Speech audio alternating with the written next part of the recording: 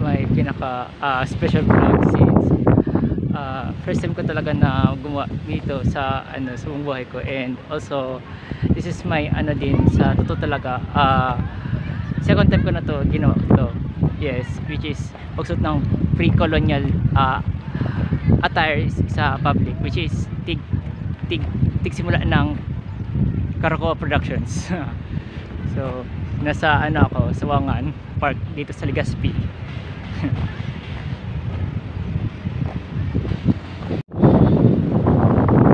Bali first time ko talaga ito ginawa na naka-vlog, kasi yung first time na ginawa ko na nakapang ako pre-colonial ay nung isang araw pa nung pumunta ako sa Kagsawa. Saka ang masasabi ko nung pinakauna kong experience na nakasuot ng ganitong fashion style ay din, may halong kaba saka din saya, kasi baka ano man ang isipin ng ibang tao sa pananamit ko na hindi man nila alam na ganito ang damit ng ating mga ninuno. Yun.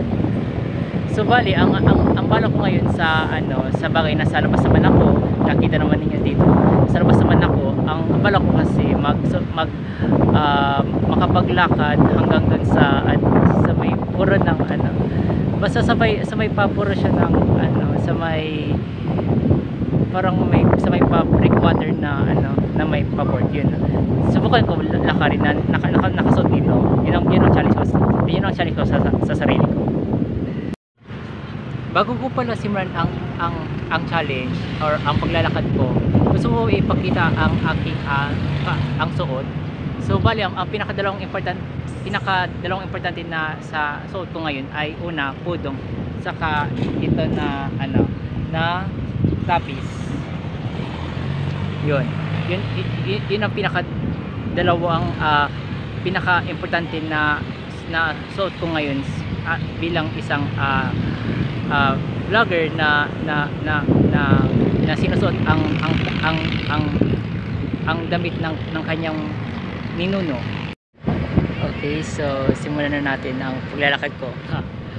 So bali wala akong imikip, baka walang imikip talaga akong masabi dito. Naglalakad lang ako punta sa sa maging point of destination ko. So yeah, ayun na, lakad ako po. So yeah, first time na mag free colonia sa public na naka-vlog. So yeah, dito tayo lakad dito. Saka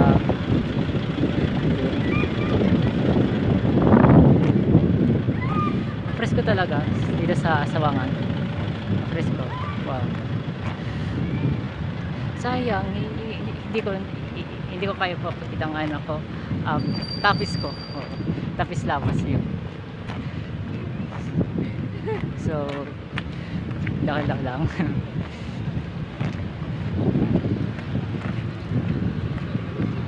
Sarap talaga maglakad dito.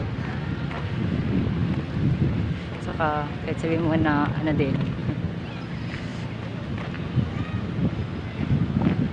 tatuting to life. Yun.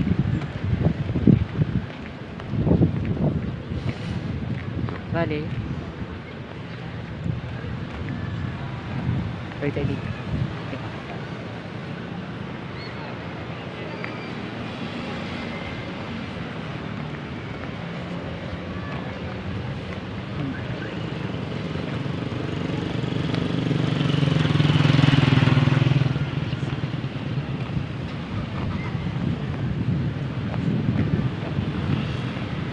Ayun, isa sa mga din statue ng isa siyang statue, isa sa mga mga hero or mga bayani ng Ibalong. Ano pangalan niya?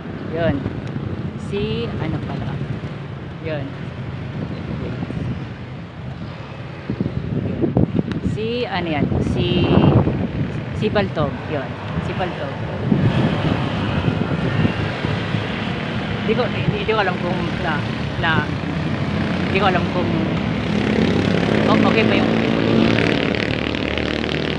so tayo na lakad na tayo.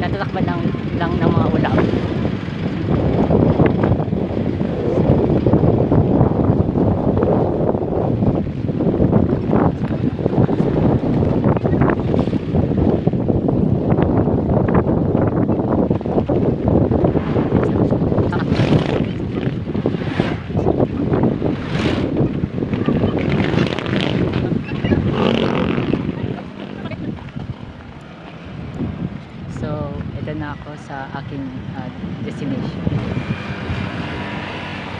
L E G A C B.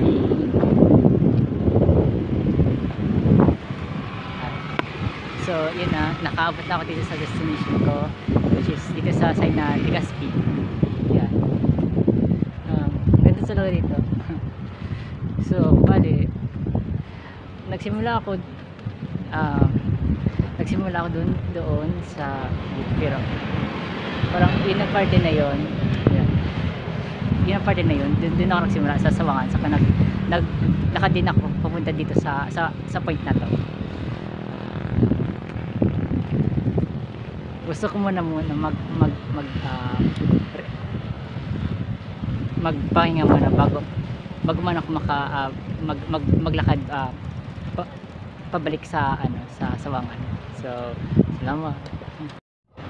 So nakapagpahinga na ako, saka ready na ako na maglakad pabalik sa Sawangan. So tara na.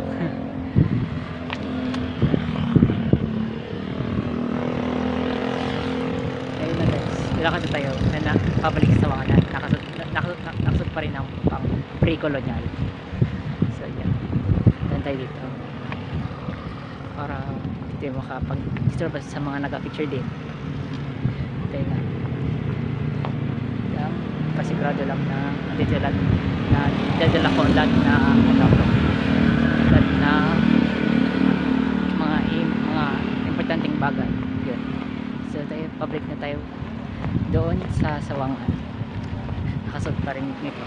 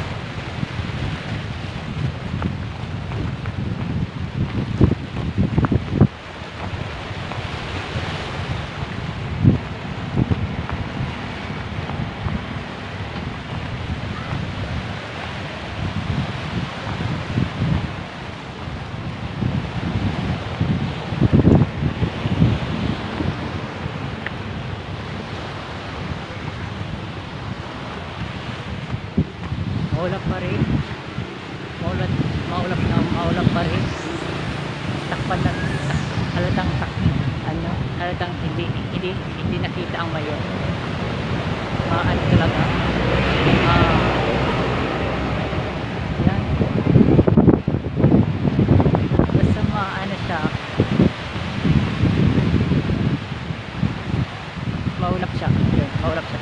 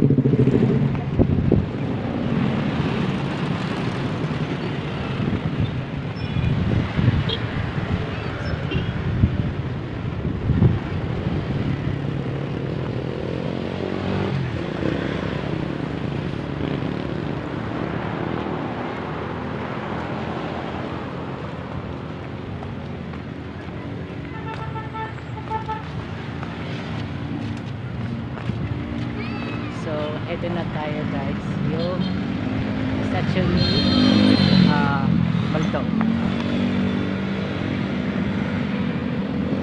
Yan, yung statue ni Baldo.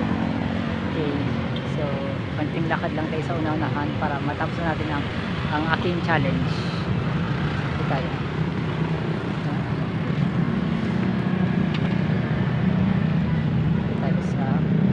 Dito tayo ng park. Doon tayo, balik tayo kung saan ako nagsimula.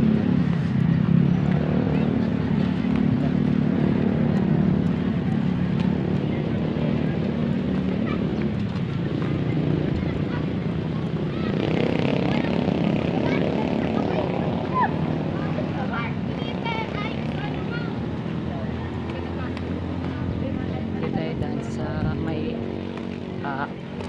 pathway sa taas. Matawan na. Doon tayo sa unahan. Bakit naman tayo dito? Because may gumagamit ng daanan doon. Kaya dito tayo para hindi tayo makaabala sa kanila.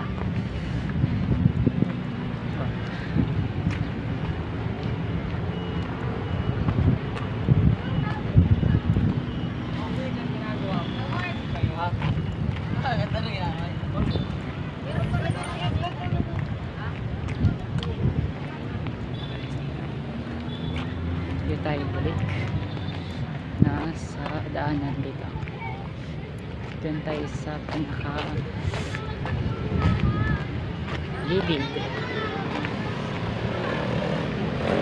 Pagpa upo na din ako. Yun, sa kalakad.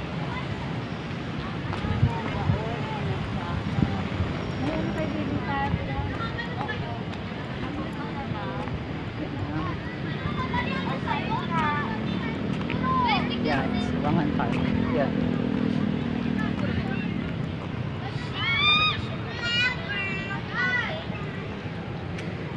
So, okay na.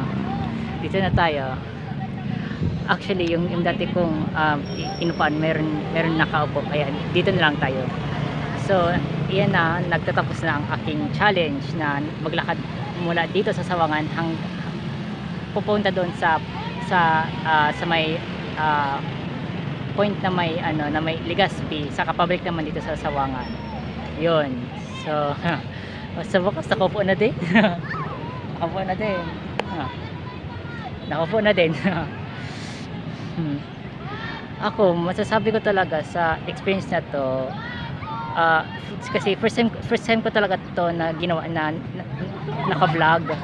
Kasi bali, pares lang talaga nung sa una na may halong kaba saka saya. Yun na. Bali, sa ko po, sa paglalakad talaga, wala man ako napansin ng mga ibang tao na parang na weirdohan or ano bang pinagsusuot ko. Kasi talaga, may halong siya, modern style pero pa rin may mga pa rin, may mga pa rin ako sinuot na na sinusuot ng mga ninuno natin. Yun. Yun, itong ginawa ko talaga na nakakaano siya, taba ng puso. At least kahit papaano, 'di ba? May pag-asa pa rin na isaboy natin ang pananamit ng ating mga ninuno, na hindi naman natin kailangan talaga kung sa balik talaga sa sa mga panahon nila,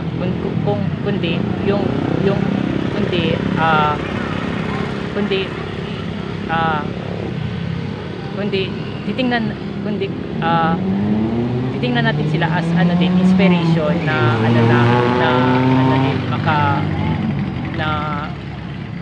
makasuot ng ganito tulad sa akin, na kahit ganito lang na kasimple lang, at least okay na siya, as in okay na siya na at least masasabi ko talaga sa sarili ko na connected ako na konektado ako sa aking mga ninuno sa pananamit na ito.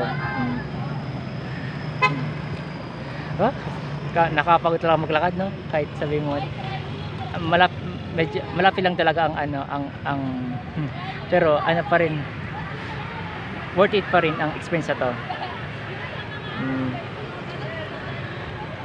So, yun ang masasabi ko sa vlog, sa special na vlog na to. Yun. Hopefully, sana sa mga nanonood ng video na ito, sana maging inspiration ako na din na wag tayo matakot na na isuot ang damit ng ating mga ninuno, pagkat mga mga descendants tayo nila. Kaya karapat dapat talaga na din natin tawag dito, na cherish natin yung memory nila, or na preserve natin yung heritage natin. Yun na. wala na yata akong masasabi nito. So yan